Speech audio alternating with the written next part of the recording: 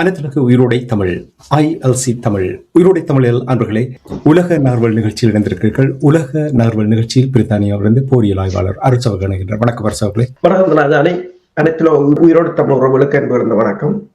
ஒரு உலக நார்வல் நிகழ்ச்சி இணைந்திருக்கிறோம். உங்களுக்கும் அன்பர்கள் சார்பாக வணக்கத்தை தெரிவித்துக் கொண்டு, இஸ்ரேல், ஈரான், அமெரிக்காவுக்கு இடையிலான போர் தொடர்பான நிலைமைகளை தொடர்ச்சியாக நாங்கள் பார்க்கலாம். இன்று 21வது நாள் இந்த போர் ஆரம்பித்து தாக்குதல்கள் தொடர்ச்சியாக நடைபெற்றுக் கொண்டிருக்கின்றது. முடிவுக்கு வருவதற்கான எந்த ஒரு சமிக்கைகளையும் காண முடியாமல் இருக்கின்றது என்பதை பலர் கூறுவதை அவதானிக்கக்கூடியதாக இருக்கின்றது. நாங்கள் விடயங்களை விரிவாக பார்ப்பதற்கு முன்னதாக இப்பொழுது களநிலை எவ்வாறு இருக்கின்றது? களநிலைமை தொடர்ச்சியாக தாக்குதல்கள் நடந்த வண்ணம் தான் இருக்கின்றது.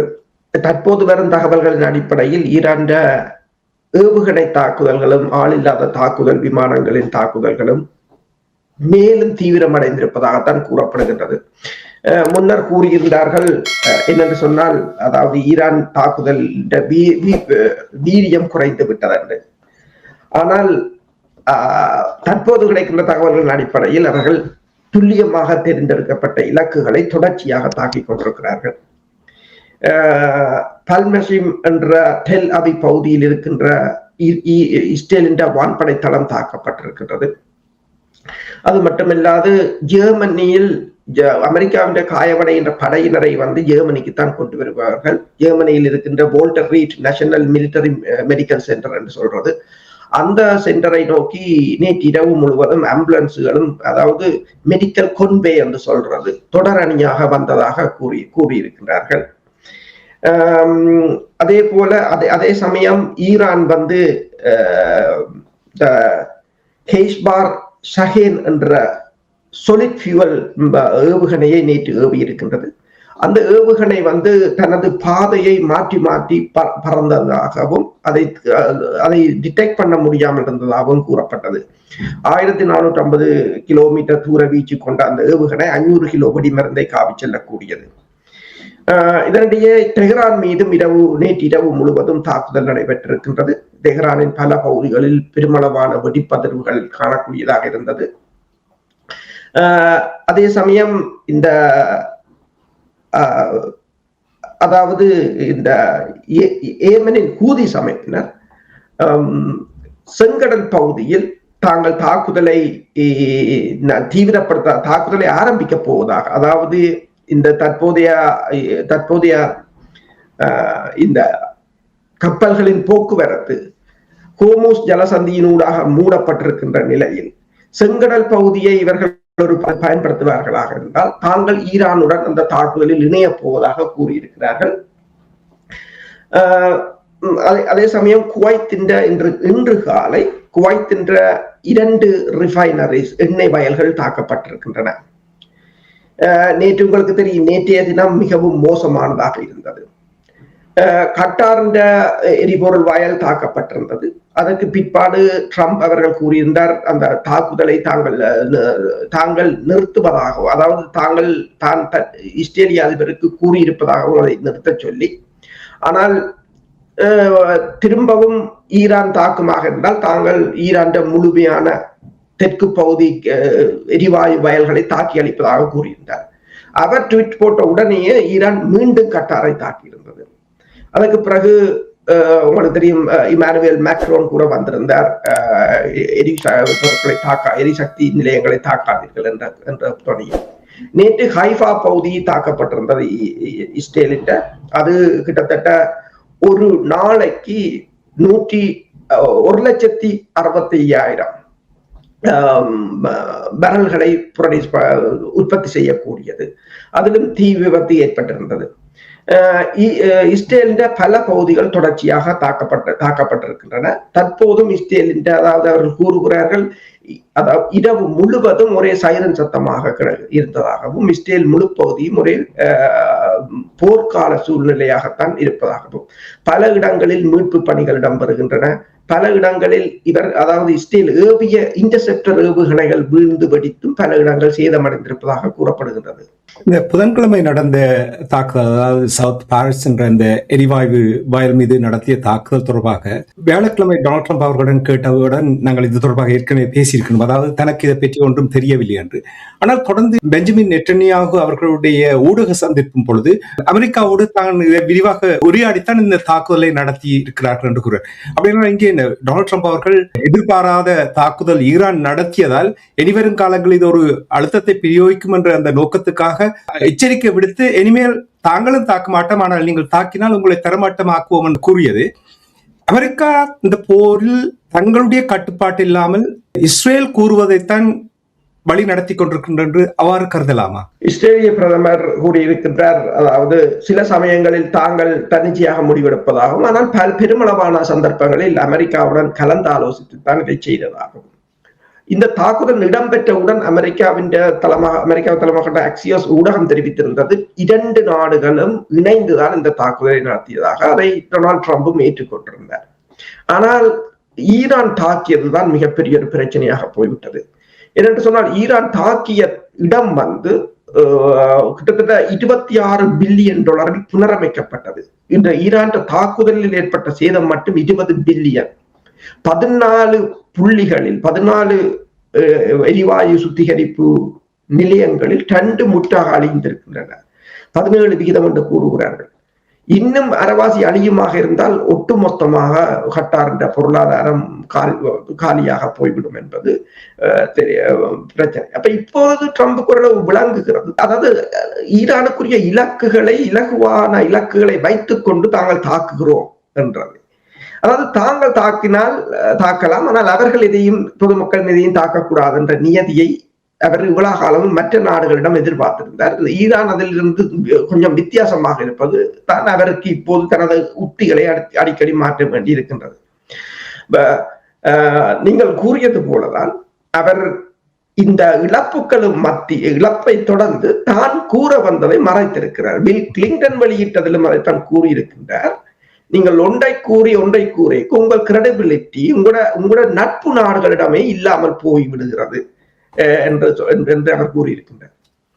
எவ்வளவு காலமும் அந்த சமூக வலைத்தளங்கள் இல்லாத காரணத்தினால் என்னத்தை கூறினாலும் மக்கள் அதை ஏற்றுக்கொள்ள வேண்டிய என்றால் அவர்கள் தான் அந்த நரேட்டிவ், அந்த கதையை கூறிக்கொண்டிருப்பார்கள். இனிமேல் காலத்தில் அது சரிவராது என்பதை இப்பொழுது இவர்களுடைய பொய் பிரட்டுகள் வெளிவருகின்ற தெளிவாக காட்டுகிறது.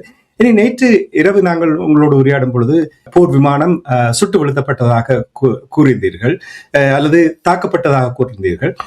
நீங்கள் இப்பொழுது கூறினீர்கள் புதிய விதமான ஒரு ஏவுகணையிலையும் பயன்படுத்தி இருக்கிறார்கள் என்றால் என்ன நடந்தது? அது தொடர்பாக என்ன மேலதிக தகவல் என்ன அறிந்தீர்கள்? அதாவது அது F-35 ரக விமானம், ஸ்டெல்த் ரக விமானம், அமெரிக்காவின் அதாவது லைட்னிங் ஸ்ட்ரைக் என்று சொல்றது, மின்னல் வேக தாக்குதலை நடத்துகின்ற விமானம். அதை இன்னொரு பெயர் சொல்லி அழைப்பார்கள், இன்விசிபிள் என்று அழைப்பார்கள். அந்த விமானம் தாக்கப்பட்டிருக்கின்றது ஈரானில் வைத்து. இதுதான் முதல் தடவையாக அமெரிக்கா விமானம் தாக்கப்பட்டிருக்கிறது.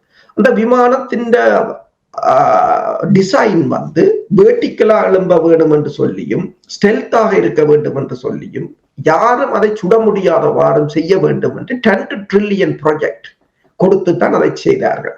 பல தடவைகள் தோல்வியடைந்தாலும் பிறகு அதை ஓரளவு கொண்டு வந்தார்கள்.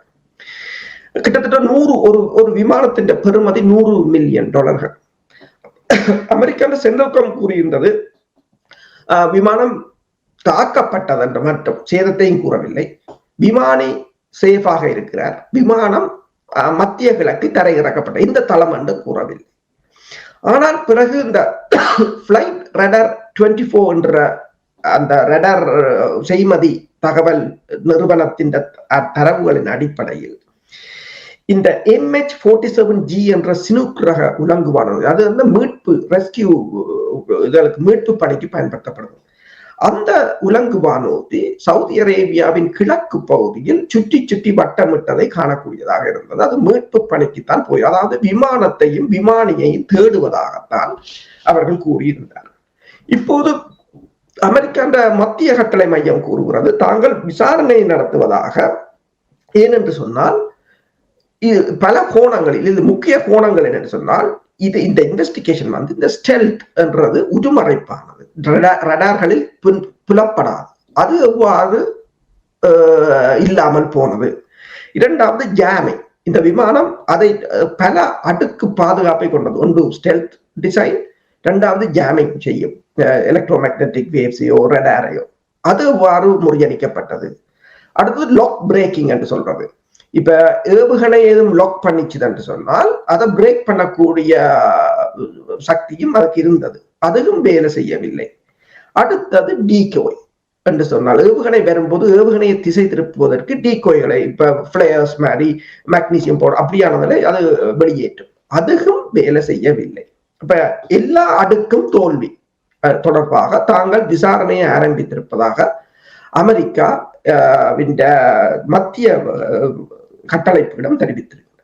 நான் இதே சமயம் ஈரான் கூறியிருக்கிறது தாங்கள் சுட்டு வீழ்த்தியதா. அதற்கு இப்ப ஈரானை பொறுத்தவரையில் ஈரானிடம் சீனாவின் YLC-8B என்ற ரடார் இருக்கிறது. அந்த ரடார் வந்து இந்த ஸ்டெல்த் விமானங்களையும் கண்டறிந்தக்கூடியது.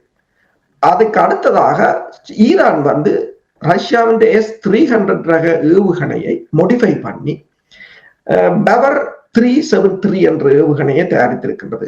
அது வந்து போன வருடம் மார்ச் மாதம் ஈரான் வான்படை தளபதி கூறியிருந்தார், அந்த ஏவுகணை இன்னும் சில மாதங்களில் பாவனைக்கு வந்துவிடும் என்று. அது புதிதாக தயாரித்தார்கள் பவர் 2 என்று சொல்லி.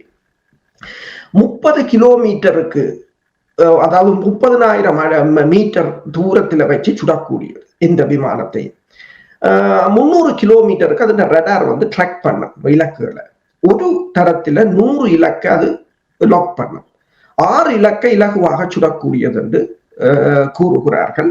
அது கிட்டத்தட்ட இந்த தாட் பெட்ரியாட் வகைகளுக்கு இணையானது என்று கூறுகிறார்கள். இப்ப இது என்னென்றால் இப்ப அவர்கள் அதை கூறுகிறார்கள். இது என்னென்றால் இப்ப பிரச்சனை என்னென்றால் இப்ப எல்லா இன்டர்நேஷனல் மீடியாக்களும் எல்லா ஆய்வாளர்களும் இதை நோக்கித்தான் திரும்பி இருக்கிறது. என்று சொன்னால் இந்த ஸ்டெல்த் அமெரிக்கான்ற இன்விசிபிள், இப்ப இது சுடப்படுமாக இருந்தால் அமெரிக்காவின் என்னன்னு சொல்றது, அமெரிக்காவின் அந்த ஆயுதம் தொடர்பான மாயை அடுத்த கட்டத்திலும் உடைக்கப்பட்டது. உங்களுக்கு ரடார்கள் பேட்ரியாட்டுகள் எல்லாம் தோல்வி அடைந்து கொண்டிருக்கிற நேரத்தில் ஆளில்லாத தாக்குதல் விமானங்களை ட்ராக் பண்ண இன்டர்செப்ட் பண்ண முடியல, ஏவுகணைகளை இன்டர்செப்ட் பண்ண முடியல என்ற நிலையில் இப்போது விமானமும் அடிவாங்கி இருப்பது வந்து உலகத்தை உலகத்தின் பல ஊடகங்களை கவர்ந்திருப்பதாக கூறப்படுகிறது. அதே சமயம் நீங்க பார்த்தீங்கன்னா கிளாஷ் ரிப்போர்ட் என்ற ஒரு அமைப்பு வந்து துருக்கியின் புலனாய்வுத்துறையின் தகவல்களை மேற்கோள் காட்டி இந்த OSINT என்ற நிறுவனத்தின் துணையுடன் இந்த குவைத்தில் இருக்கின்ற அலி அல் சலாம் என்ற வான்படை தளத்தின் மீது ஈரான் நடத்திய தாக்குதலை ஆய்வு செய்திருக்கின்றது. அந்த ஆய்வின் அடிப்படையில் அவர்கள் இப்போது கூறுகிறார்கள் குவைத்தின் 3 யூரோ ஃபைட்டர் விமானங்கள் முற்றாக அழிந்து போய் கிடப்பதை காணக்கூடியதாக இருப்பதாகவும், இத்தாலியின் 2 யூரோ ஃபைட்டர் விமானங்கள் சேதமடைந்த நிலையில் இருப்பதாகவும் அவர்கள் தெரிவித்திருக்கிறார்கள். உங்களுக்கு தெரியும் பிளானட்டரி லேப் என்ற சேட்டலைட் நிறுவனத்தை அமெரிக்கா மேற்குலகம் கூறியிருந்தது 2 கிழமைக்கு நீங்கள் படங்களை வெளியிடாதீங்க. என்னென்று சொன்னால் இவர்கள் அந்த படங்களை வைத்துக் கொண்டு சேதங்களை மதிப்பிடுகிறார்கள். இப்ப நேற்று கட்டாரில் நடந்த தாக்குதலிலும் 2 பேட்ரியாட் வகை ஏவுகணைகள் சேதமடைந்தது இப்போது ரடார்கள் மூலம் கண்டறிந்து போட்டிருக்கிறார்கள். அப்ப தொடர்ச்சியாக வான்படை வந்து தரையிலும் சரி வானிலும் சரி ஒரு கடுமையான நெருக்கடியை சந்தித்து கொண்டிருக்கிறது. இன்னும் ஒரு நெருக்கடியை அமெரிக்காவும் இஸ்ரேலும் நெருக்கடியை சந்திக்கின்றது என்னவென்று சொன்னால், அவர்கள் கூறுகின்ற விடயங்கள் உலக பரப்பில் சரியாக அது ஆய்வு செய்யப்படுகின்றது, உண்மை நிலை இவர்களை பொய்யையும் பிரட்டையும் வெளிப்படுத்துகின்ற என்று கூறிக்கொண்டிருக்கிறார்கள். நேற்றைய தினம் வியாழக்கிழமை பெஞ்சமின் நெட்டன்யாஹு அவர்கள் ஊடக சந்திப்பை நடத்தியிருந்தார். அந்த ஊடக சந்திப்பும் கூட இப்பொழுது ஒரு கேள்விக்குறியாக வருகின்றது என்னவென்றால், அவர் அந்த ஊடக சந்திப்பை நேரடியாக நடத்தாமல் மெய்நியர் வழியாகத்தான் நடத்தியது போல் தெரிகின்றது. இதுல எவ்வளவு உண்மை இருக்கிறது? அப்படி நிறைய ஒரு வித்தியாசமாக இதை கையாளுகிறார்களா, அல்லது இதில் வேறு ஏதும் விடயங்கள் உள்ளடக்கப்பட்டிருக்கின்றதா? இன்னும் அவரது இருப்பு வந்து இன்னும் மிகப்பெரிய ஒரு கேள்விக்குறியாகத்தான் இருக்கின்றது. நேற்றைய ஊடக சந்திப்பு, அதாவது இரண்டாவது ஊடக சந்திப்பு இந்த 20 நாள் போரில் இரண்டும் வந்து வேர்ச்சுவலாகத்தான், அதாவது வெளிநாட்டு ஊடகவியலாளர்கள் அங்கு போக முடியாது, அவர்கள் காணொளிகள் மூலம்தான் பார்க்கலாம், கேள்விகளை கேட்கலாம். இதை வந்து டைம்ஸ் ஆஃப் இஸ்ரேல் என்ற ஊடகம் வந்து போட்டிருக்கின்றது. இந்த ஊடக சந்திப்பில் கேள்வியாளர்கள் ஒருவரும் ஊடகவியலாளர்கள் அனுமதிக்கப்படவில்லை என்று. இதில் பல விடயங்கள், ஒன்று அவர் தொடர்பாக வெளிவந்த தகவல்கள் உண்மையா, அல்லது அவர் ஈரான் தாக்குதல்களுக்கு அஞ்சுகிறார்களா? ஏற்கனவே ஊடக சந்திப்பு வந்து அண்டர் கிரவுண்ட்ல தான் நடக்குது, வெளியில இல்லை, அது பங்கருக்குள்ள தான் ஊடக சந்திப்பு நடக்குது.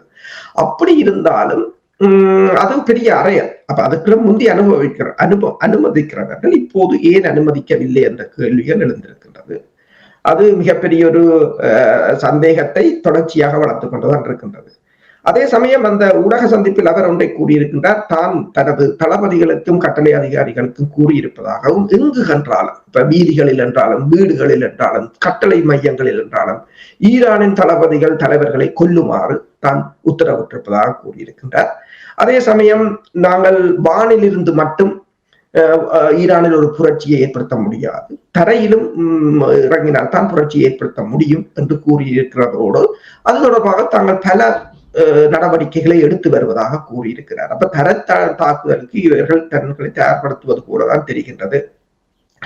அடுத்ததாக அவர் கூறியிருக்கின்றார், நாங்களும் மிகப்பெரிய ஒரு பெயினை அனுபவிக்கிறோம், மிகப்பெரிய ஒரு சேதத்தை அனுபவிக்கிறோம், மிகப்பெரிய ஒரு இழப்புகளை தொடர்ந்து அனுபவிக்கிறோம் என்று கூறுவதை ஆய்வாளர்கள் எவ்வாறு காட்டுகிறார்கள் சொன்னால், அவர் இஸ்ரேலின் இழப்பை அவர் ஏற்றுக்கொள்கிறார், மறைமுகமாக இஸ்ரேல் சந்தித்து வருகின்ற இழப்பை. அப்ப அவர் என்ன கூறுகிறார், தொடர்ச்சியாக நாங்கள் ஒரு துன்பத்துக்குள் இருக்கின்றோம் என்றால் ஈரான் தொடர்ச்சியாகத்தான் தாக்கிக் கொண்டிருக்கின்றது என்ற நிலையாக இருக்கின்றது. அதே சமயம் கூறியிருக்கிறார், தாங்கள் ஈரான் எரிசக்தியை அளிப்போம், அதை அளிப்போம் என்று கூறிவிட்டு தற்போதைக்கு தாங்கள் அதை அளிக்க, தாங்கள் அதன் மீது தாக்குதல் நடத்துவதை நிறுத்தி வைத்திருப்பதாகவும் கூறியிருக்கின்றார். நீங்கள் கூறினீர்கள் தரவழி தாக்குதலுக்கு தயாராகிறார்கள் என்று நீங்கள் இப்பொழுது கூறும் பொழுது, அமெரிக்காவிலிருந்து இன்னும் ஒரு படை அணி ஈரானை நோக்கி வந்து கொண்டிருப்பதாக கூறப்படுகின்றது. இது தொடர்பாக என்ன அறிந்தீர்கள்? ஏற்கனவே உங்களுக்கு தெரியும், USS ட்ரிபோலி என்ற ஈரூடக தாக்குதல் படை கப்பல் வந்து இப்போது மத்திய கிழக்கை நெருங்கி விட்டதாக கூறப்படுகின்றது. அதில் கிட்டத்தட்ட 2500 மெரைன் படையினர் இருக்கின்றார்கள், ஈரூடக தாக்குதல் படையினர். இந்த நிலையில் வந்து அசால்ட் படை, அதாவது ஈரூடக தாக்குதல் படை பிரிவின் இன்னொரு கப்பலான பாக்ஸர் MBBS ரெடி, அதாவது ஈரூடக படை பிரிவை கொண்டு, அதாவது 11வது மெரைன் படையினர் ஏற்றிக்கொண்டு அமெரிக்காவின் மேற்கு கரையிலிருந்து கிளம்பி இருப்பதாக கூறப்படுகின்றது. அதற்கு ஆதரவாக USS போர்ட்லாண்ட், USS காம்ஸ்ட்ராக் என்ற 2 டிரான்ஸ்போர்ட்டர்ஸ்களும் வெளிக்கிட்டிருப்பதாக கூறப்படுகின்றது. சீபரோ ஏவுகணைகள், மற்றது F-35 ரக விமானங்கள், அது மட்டுமல்லாது அதாவது இந்த ஓஸ்ப்ரே ரக, அதாவது வேர்டிக்கலாக இறங்கக்கூடிய உலங்கு வானூர்திகள் என்று மிக பெருமளவான ஆயுதங்களுடன் இந்த கப்பல்கள் வருவதாகவும், அதில் வந்து இப்ப AV-8 கேரிசோன் என்றது டிட் ரொட்டர் ஓஸ்ப்ரே உலங்கு வானூர்தியாக இருக்கலாம், வைப்பர், வெனன், நைட் ஸ்ட்ரோக், ஸ்டாலின் உலங்கு வானூர்திகள் என்று பெருமளவான ஆயுதங்களுடன் வருகிறார்கள். அதே சமயம் ஜப்பானை தளமாக கொண்ட US ரொஸ்மோர் MBBS டாக் என்ற கப்பலும் வந்து வருவதாக கூறப்படுகிறது. ஒட்டுமொத்தமாக இந்த 6 ஈரூடக கப்பல்களிலும் 8000 கடற்படையினர் அந்த இப்போது மத்திய கிழக்கை நோக்கி வருவதாக கூறப்படுகின்றது. அப்ப இவர்களின் வரவு என்பது ஒரு தரை தாக்குதலுக்கு இவர்கள் தங்களை ஆயத்தப்படுத்துவது போலதான் தெரிகின்றது. இந்த தரை தாக்குதல் என்று சொன்னால் ஒன்று ஹேக் தீவுகளை கைப்பற்றுவது, இல்லை என்று சொன்னால் ஹார்மூஸ் நீரிணையை கைப்பற்றுவது. இப்ப ஹார்மூஸ் நீரிணையை பிரான்சின் அதிபர் மேக்ரோனும் கூறிவிட்டார், தாங்கள் அதற்கு ஒருபோதும் ஆதரவு கொடுக்க போவதில்லை. கடற்படையை தாங்கள் கடற்படையில் இணைய போவதில்லை என்று கூறியிருக்கின்றார். ஆனால் அதே சமயம் நீங்கள் பார்த்தீர்கள் என்று சொன்னால் வேறு 5 நாடுகள், இப்ப நீங்கள் பார்த்தீங்கன்னா பிரான்ஸாக, யூகேயாக இருக்கலாம், German, Italy, Netherlands, Japan, Canada போன்ற நாடுகள் கூட்டாக அறிக்கை விட்டிருக்கிறார்கள். இந்த எரிசக்தி நிலையங்களை தாக்குவதை நிறுத்த வேண்டும், மற்றது ஹார்முஸ் நீரிணையை திறக்க வேண்டும் என்று கூட்டாக அறிக்கை விட்டிருக்கிறார்களே தவிர, ஆனால் இதில் இணைந்து கொள்வார்களா என்றால் தெரியாது. அப்ப இது தொடர்பாக ட்ரம்பிடமும் ஒரு கேள்வி கேட்கப்பட்டது. இப்போது உங்கள் நட்பு நாடுகள் உங்களுடன் வருகிறார்கள் இல்லை என்று சொன்னால் நீங்கள் அவர்களுக்கு சொல்லாமல் தான் தாக்குதல் நடத்தினீர்கள் என்று. அப்ப ட்ரம்ப் அதுக்கு பதிலளித்தார். அப்போது ஜப்பானிய பிரதமர் இருந்தவர், நாங்கள் ஏன் சொல்லாமல் தாக்குதல் நடத்தினோம் என்றால் சர்ப்ரைஸ் ஆயிருக்கட்டும் என்று. சர்ப்ரைஸ் ஜப்பானுக்கு நல்லா தெரிந்த ஒரு உத்தி. ஏனென்றால் பேர்ல் காபர் அவர்களுக்கு சர்ப்ரைஸா தான் எங்களுக்கு செய்தவர்கள் என்று ஜப்பான் பிரதமருக்கு முன்னாலேயே அவர் அதை கூறியிருந்தார். இப்ப நீங்கள் இந்த ஹோர்முஸ் நீரிணை தொடர்பாக அமெரிக்க படையினர் கைப்பற்றுமாக இருந்தால் ஏனைய நாடுகளுடைய ஆதரவில்லாமல் அமெரிக்கா தானாகவே அதை பராமரிக்கக்கூடிய ஒரு நிலைமையை ஏற்படுத்தலாமா? ஏன் நான் அப்படி கேட்கின்றேன் என்றால், பாருங்கள், மத்திய கிழக்கு நாடுகளில் அமெரிக்க படைத்தளங்கள் இருக்கின்றது. இந்த நாடுகள் இனி இந்த போர் முடிந்த பின்பு எவ்வாறான முடிவு எடுக்க போகிறார்களோ இல்லையோ அது பொறுத்திருந்துதான் நாங்கள் பார்க்க வேண்டும். ஜப்பானில் அமெரிக்காவுடைய படை அணிகள் இருக்கிறார்கள், ஈராக்கில் அமெரிக்காவுடைய படை அணிகள் இருக்கிறார்கள், ஜெர்மனியில் இருக்கிறார்கள், அப்படி பிரித்தானியாவில் இருக்கிறார்கள். அப்படி எல்லா இடங்களிலும் இருக்கின்ற அமெரிக்காவுடைய படை அணி அவர்கள் தொடர்ச்சியாக அந்த ஹோர்முஸ் நீரிணையை கைப்பற்றி பாதையில் எந்த ஒரு இடையூறும் வராமல் தொடர்ச்சியாக அதை வழிநடத்தக்கூடிய ஒரு நிலைமையை ஏற்படுத்தலாமா? 2 உத்திகள். இவர்கள் ஒன்றை யோசிக்கிறார்கள், தீவை கைப்பற்றினால் அதை வைத்துக் கொண்டு ஹோர்முஸ் நீரிணையையும் பாதுகாக்கலாம். 2வது, ஹோர்முஸ் நீரிணையின் மறுபக்கத்தை கைப்பற்றினால் அதை பாதுகாக்கலாம், கப்பல்களில் போக்குவரத்தை அனுமதிக்கலாம் என்று. ஹோர்முஸ் நீரிணையை திறந்து வைத்திருப்பதற்கே 1.5 லட்சம் படையினரில் இருந்து 2 லட்சம் படையினர் தேவை ஒன்று. ஆனால் எல்லாம் ஈரான் தாக்குதல் ரேஞ்சுக்கள் இருக்கின்றது. காக் தீவுகளை கூட இப்போது அமெரிக்காவின் ட்ரெஷரி செக்ரட்டரி பெசன்ட் கூறியிருக்கிறார் என்று சொன்னால், எனர்ஜி செக்ரட்டரி, ஹாக் ஐலண்டில் இருக்கிற பணியாளர்களை ஈரான் பலவந்தமாக தங்க வைத்திருக்கிறது, தாங்கள் அதை விடுதலை செய்ய வேண்டும் என்ற துணியில். அப்ப அவர்களுக்கு அது ஒரு நோக்கமாக இருக்கின்றது. ஆனால் உங்களுக்கு தெரியும், இந்த உக்ரைன் போரில் ஸ்னேக் ஐலண்ட் ஒன்று இருந்தது, பாம்பு தீவுகள் என்று. அதை முதலில் உக்ரைன் வைத்திருந்தது. அது என்னென்று சொன்னால் உக்ரைன் கடற்கரையிலிருந்து ஒரு கொஞ்சம் தூரத்துல தான் இருக்கிறது. அப்ப உக்ரைன்ல இருந்து ரஷ்யா கடற்படை மிக பெரிது கைப்பற்றினார்கள். ரஷ்யா உடனே அதை தாங்கள் பிடித்து விட்டோம் என்று கொடியை நட்டு போட்டு இருந்தார்கள். ஆனால் இருக்க முடியவில்லை. அது ஆர்ட்லரி ரேஞ்ச். பிரான்ஸ் கொடுத்த ஆர்ட்லரி நேர விழுகுது. FPV ட்ரோன் ஒவ்வொரு நாளும் அடிக்குது. கடைசியா ரஷ்யா விட்டுட்டு போட்டது. இப்ப இந்த உக்ரைன் ஓடி வந்து பிடிச்சது. நாங்கள் பிடிச்சிட்டோம் கொடியை ஏற்றினாங்க. ரஷ்யா ட்ரோன் தொடர்ந்து விழுந்து கொண்டு இருந்தது. அது ஒரு தீவு தானே, அதுக்குள்ள சப்ளை எல்லாம் வெளியில தான் வரும். பிறகு உக்ரைனும் விட்டுட்டு போட்டு இப்ப அப்படியே கிடக்குது, ஒரு திறம் இல்லாமல என்ற ஒரு நிலையாகத்தான் இருக்கிறது.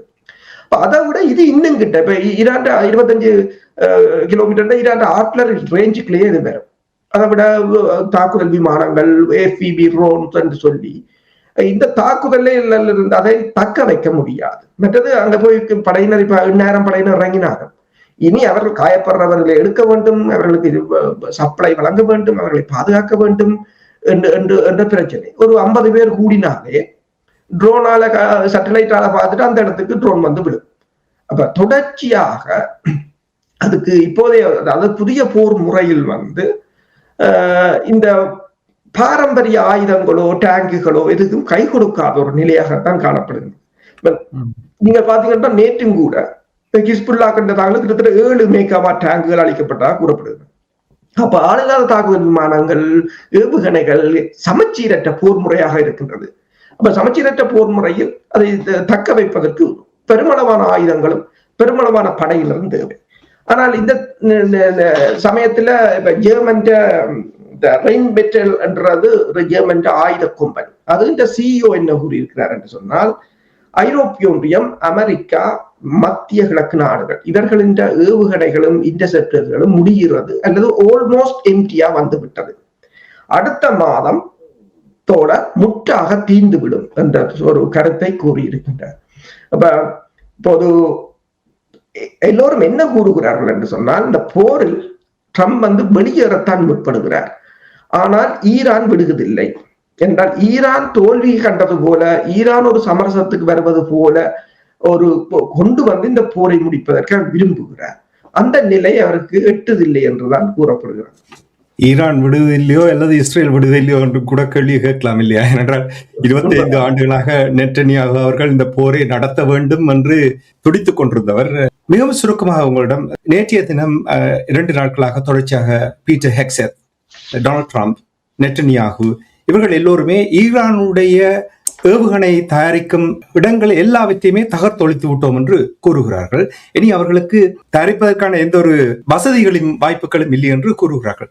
ஆனால் இப்பொழுது ஈரான் தொடர்ச்சியாக கூறுகிறது தங்களிடம் தயாரிப்பதற்கான எல்லா வழிமுறைகளையும் இருக்கின்றன. இதில் எவ்வளவு உண்மை இருக்கிறது? தயாரிக்க முடியாது என்றால் ஈரான் இங்கே ஒரு பெரிய ஒரு ஆட்டம் காணப்போகிறது இல்லையா? என்ன நிலைமை என்பதை கூறு. இந்த இழப்புகள் என்று சொல்லும் போது, தாக்குதல் என்று சொல்லும் போது 2 தரப்புக்கும் தான் இழப்புகள் வரும். இப்ப ஈரானுக்கும் அவ்வாறான கட்டுப்பாடுகள் இருக்கின்றது. ஏனென்றால் ஏவுகணைகள், ஆள் இல்லாத தாக்குதல் விமானங்கள், அதற்குரிய மைக்ரோ சிப்ஸ், மற்றது அதற்குரிய வெடி மருந்துகள், அதற்குரிய பாகங்கள் எல்லாம் மிகவும் பெருமதி வாய்ந்தவை. இப்ப பொட்டாசியம் பெர்குளோரைட் என்றது வந்து இந்த ஏவுகணைகளுக்குரிய ஒரு எரிபொருளாக பயன்படுத்துவது. அதைத்தான் ஈரான் வந்து சீனாவிடம் இருந்து தொன் கணக்கில் வாங்கி கொண்டிருந்தது. இப்போது கூறுகிறார்கள் அமெரிக்காவின் இந்த 2 ரடார்களை அமெரிக்கா திருப்பி செய்வதற்கு இப்போதைக்கு அமெரிக்காவால் முடியாது. ஒரு ரடாருக்கு 30,000 தொன் கொப்பர் வேணும் என்று சொல்கிறார்கள். பல கனிம பொருட்கள் பிரச்சனை. ஆனால் ஒன்று, ஈரானுக்கு அதுதான் வாழ்க்கையாக போய்விட்டது. அவர்கள்ட்ட வான்படை இல்லை, கடற்படை இல்லை. அப்ப ஏவுகணை தான். அப்ப அதில் தான் முழுக்க அளவு முழுக்க கான்சென்ட்ரேட் பண்ணுகிறார். அவர்களிடம் மிக பெருமளவான விஞ்ஞானிகளும் தொழில்நுட்பவியலாளர்களும் டெக்னாலஜியில அவர்கள் நிறைய வளர்ந்து விட்டார்கள். ஏவுகணை தொழில்நுட்பம், ரிவர்ஸ் என்ஜினியரிங் என்று சொல்லி இப்ப இயலுமான வரை அவர்கள் மலிவான பொருட்கள், இப்ப சீனாவுடன் தான் டிபெண்ட் பண்ணியிருக்கிறார்கள். மலிவான ரஷ்யா, சீனா, வடகொரியா போன்ற ஏற்கனவே பெருமளவானவற்றை சேமித்து வைத்திருக்கிறார்கள். இப்ப அதைத்தான் இப்ப என்ன கூறுகிறார் என்று சொன்னால், ஈரான் ஒரு படிமுறைகளாகத்தான் போகிறது. இப்ப பாத்தீங்கன்னா உடனடியாகவே மிகப்பெரிய ஏவுகணைகளை எடுத்து விடவில்லை. 20 வருடத்துக்கு முன்னர் தயாரித்ததை இப்போது வெளியில் விடுகிறார்கள். இப்ப ஈரானிடம் ஷஹீத் 136 மட்டும் இல்ல, ஏராளமான வெரைட்டியான ட்ரோன்ஸ் இருக்கின்றது. ஆனால் அவர்கள் அதை மட்டும்தான் பாவித்துக் கொண்டிருக்கிறார்கள். இந்த போரை அவர்கள் வடிவாக எதிரியின் பலம் என்ன, எவ்வளவு இன்டர்செப்டர்ஸ் மிசைல்ஸ் இருக்கு, ஒவ்வொரு ஆயுதத்தையும் அணுவாக இதை படித்து வைத்திருக்காங்க என்றால் அதைத்தான் கூறுவார். சீனா தான் இதுல முக்கியம் என்றால், சீனா எல்லா சேட்டலைட்டையும் கொண்டு விட்டுட்டு இந்த போரை ஒரு அங்குலமாக டாக்குமெண்ட்ரி செய்து கொண்டிருக்கிறது. ஏனென்றால் இன்னொரு போர் வரும்போது அமெரிக்காவோட எப்படி இலகுவாக முறியடிக்கலாம் என்பதை ஈரானை வைத்துக் கொண்டு முழு தகவல்களையும் சேகரித்துக் கொண்டு அதை டாக்குமெண்ட் ஆக்கி கொண்டு இருக்கின்றது என்று சொல்கிறார். இதுல மிகப்பெரிய ஒரு வின்னராக இருக்கிறது வந்து சீனாவாகத்தான் இருக்கலாம். இப்ப நேற்று கூட சீனா அதிபருடைய கூறியிருந்தார், தாய்வானுக்கு இப்போது பொருளாதார எரிபொருள் நெருக்கடி என்று சொன்ன போது கூறியிருந்தார், எரிபொருள் நெருக்கடியை தீர்க்கலாம், நீங்கள் எங்களோட இணைந்து விடுங்கள் என்று. இப்ப போர் இல்லாமல், இப்ப அதான் மைக் பொம்பியோ கூறியது போல, ஒரு துப்பாக்கி சூடு சுடாமல் சில உள்ள தாய்வான் இணைஞ்சு விடும். அப்படியான ஒரு நிலைமைக்கு வந்திருக்கிறோம். உண்மைதான். இந்த மாற்றங்களை பார்க்கும் பொழுது மிக வேகமாக மாறிக்கொண்டிருக்கின்றது. சற்று முன்னதாக வந்த செய்தியும் கூட பார்க்கும் பொழுது வளைகுடாவில் மேலும் ஒரு கப்பல் மோதி இருப்பதாக கூறுகிறார்கள். UK MTO என்று தெரிவித்திருக்கின்றது. புறத்திருந்து பார்ப்போம். நாங்கள் வலிமையாக கூறுவது போல் ஒவ்வொரு மணி நேரமும் செய்திகள் வந்த வண்ணமே இருக்கின்றது, தாக்கத் தொடர்பான செய்திகள் வந்த வண்ணமே இருக்கின்றது. தொடர்ந்து அதை அவதானித்து உயிரோடை தமிழ் உறவுகளுக்கு எடுத்து வருவோம் என்று கூறிக்கொண்டு, தகவல்களை துல்லியமாக அவதானித்து உயிரோடை தமிழ் உறவுகளுக்கு எடுத்து வந்தமைக்காக அன்பர்கள் சார்பாக அரசர்களை உங்களுக்கு நன்றியை கூறிக்கொண்டு இந்த நிகழ்ச்சியை இன்று கொண்டு வருகின்றேன். நன்றி, வணக்கம். நன்றி, வணக்கம். எமது பார்வையாளர்களுக்கு வணக்கம். மக்களின் குரலாய் ஓங்கி ஒலிக்கும் இலக்கு மின்னிதழ் மற்றும் உயிரோடை தமிழ் வானொலி ஆகிய இவ்விரு ஊடகங்களும் உங்களைப் போன்ற எமது நேயர்கள், நண்பர்களின் ஆதரவிலேயே இயங்கி வருகின்றன. மிக குறைந்த வளங்களுடன் பல இடர்கள் மற்றும் தடைகளை தாண்டி பயணிக்கும் எமது ஊடகங்களின் பணிகள் மேலும் வளர உங்களால் முடிந்த நிதியுதவியை வழங்கி இன்னும் காத்திரமான செயற்பாடுகளை முன்னெடுக்க உதவுமாறு மிகவும் பணிவன்புடன் வேண்டி நிற்கின்றோம். உங்கள் பங்களிப்பு உங்களின் உரிமை குரலாய் ஓங்கி ஒலிக்கும். நன்றி.